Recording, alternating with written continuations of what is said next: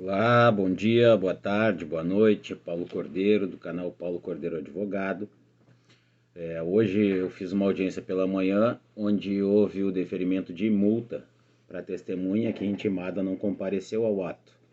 Então eu resolvi gravar um vídeo sobre isso.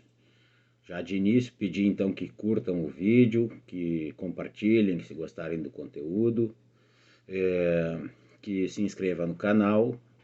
E se você quiser passar mais rápido o vídeo, coloca ali na esquerda em cima tem uma engrenagenzinha onde pode acelerar a velocidade do vídeo. Eu costumo fazer isso em vídeos que são um pouquinho mais longos. Fica a dica para que acompanhe o vídeo até o final. Bueno, então resolvi falar sobre testemunha e começamos conceituando testemunha. Testemunha é a pessoa que é capaz, que é estranha ao feito, portanto não pode ser parte, que é chamada para depor sobre o que sabe sobre aquele fato que está em litígio, né? Ela reproduz os acontecimentos, então, que ela tem de memória, que ela presenciou ou que ela soube, né? Ela tomou conhecimento. Importante salientar que a testemunha não é da parte que a intima, que pede a intimação dela, e sim a testemunha do juízo, né? Então, inclusive o juízo vai valorar aquela prova testemunhal e ainda que ouvida como informante, e nós vamos tratar daqui a pouco, o juiz que vai dar valor para aquela prova, né? O juiz que está mais próximo dos fatos. Ela não é obrigada a depor em fatos que possam lhe acarretar um grave dano, como aos seus cônjuges, seus familiares ascendentes e descendentes de primeiro grau, em linha reta ou colateral, e até terceiro grau.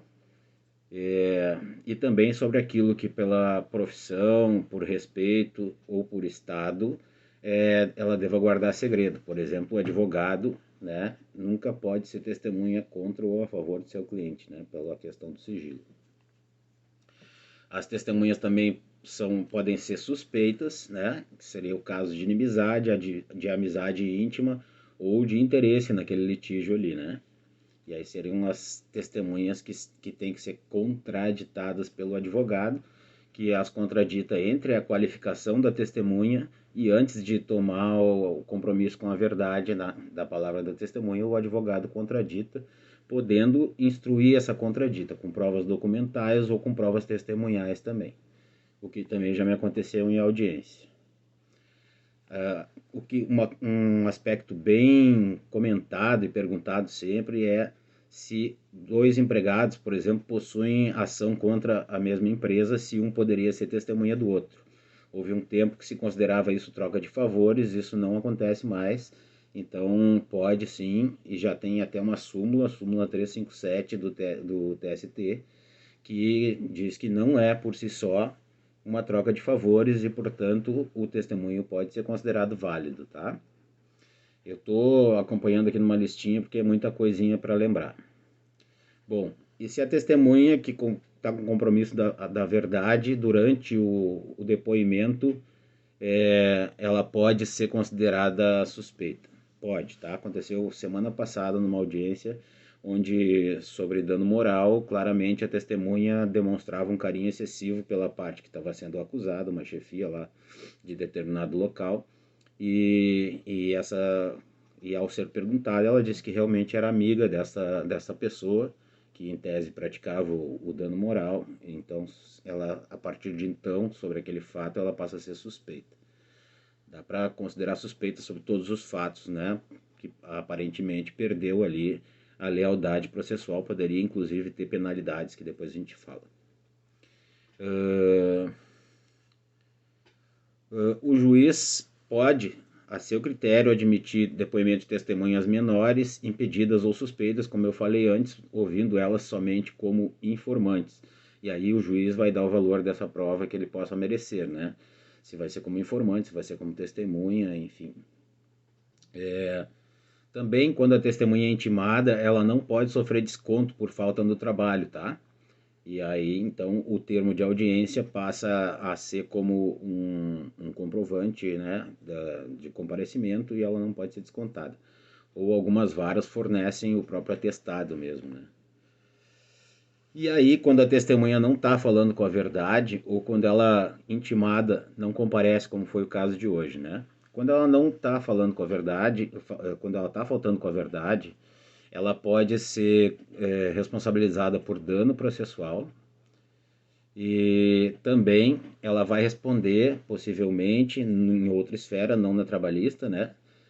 Perante o Ministério Público, pela pena de falso testemunho, e que ela tem a previsão de reclusão de 2 a 4 anos e também a multa, tá? E a testemunha que não comparece, então, é um crime de desobediência, ela pode ser sujeita à condução coercitiva e multa. Foi o caso da testemunha de hoje, já estava uma tentativa de ser intimada pela segunda vez, já tinha sido intimada da primeira e faltado. Né? Quando o juízo imputou a multa, eu ainda tentei argumentar no sentido de que ela não estava intimada, porque, claro, uma testemunha que vier ao feito com um sentimento de mágoa, provavelmente não vai ser uma boa testemunha, mas enfim, era a única testemunha que se tinha, né? E aí o juízo contra-argumentou dizendo que ela já havia faltado uma vez e era por isso que estava sendo multada e não pelo dia de hoje. Condução coercitiva foi aquilo que fizeram com o ex-presidente da República, o Lula, que é um caso mais famoso, né? Onde vai o oficial de justiça, se preciso vai com polícia, pega a testemunha no lugar onde ela estiver e leva até o juízo, conduzido sob vara, que se chama, né? Que na verdade é só carregar até o juízo, se precisar ser a força, vai e lá vai depor, né? Vai depor sobre aquilo que sabe, sob compromisso com a verdade. Então, até a questão de eventualmente se ficar preocupado se a pessoa vai tentar te prejudicar, ela pode ser responsabilizada por isso se fizer, né? Essa questão do falso testemunho, e aí entra essa tentativa de prejudicar, são os chamados crimes de mão própria, né, no direito penal brasileiro. Sobre testemunhas era isso. Se houverem dúvidas, por favor, colocar nos comentários aí abaixo, né? E sobre as principais dúvidas e orientações gerais. Eu sempre converso com as testemunhas e pergunto o que elas sabem sobre aquela situação que a gente vai instruir no processo e peço que não tentem ajudar e nem tentem mentir ao juízo, né?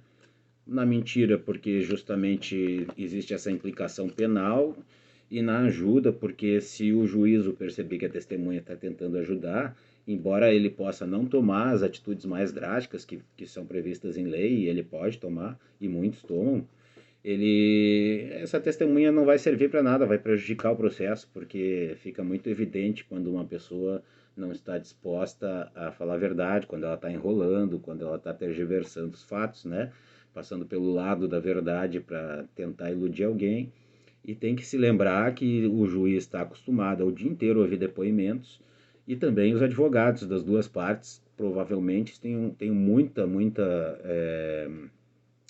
experiência, e aí diferente do juízo, não digo que é mais ou menos, mas diferente do juízo, ele tem experiência na condução de depoimentos de diversos juízes diferentes, que vão trazendo uma experiência muito boa e muito especial na hora de interrogar testemunhas e partes, né?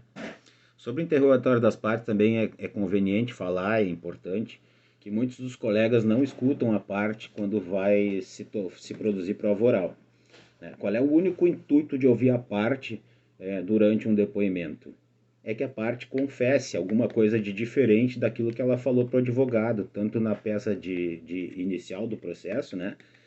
No caso da trabalhista reclamatória, quanto na contestação, né, do réu falar fatos diferentes, enfim, né, daquilo que está na peça escrita, né, na contestação ou na inicial.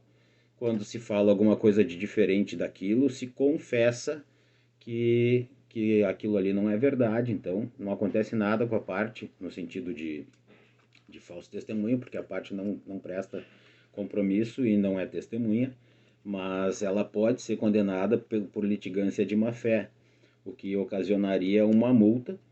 Por exemplo, também se a parte tem assistência judiciária gratuita ou justiça gratuita, como defende meu amigo Kleber Dalla Coleta, em artigo a ser publicado, essa multa, ela pode perder o benefício da justiça gratuita e aí tem que pagar as custas do processo e não fica isento da multa, né? E a multa, ela é alta às vezes, dependendo do valor da causa, né? Ela respeita um percentual. Espero ter ajudado. Mais uma vez peço que curtam, compartilhem e se inscrevam no canal. Desculpe aí eu estar devagarinho hoje, mas está frio demais aqui em Porto Alegre e o velho está encarangado. Até a próxima.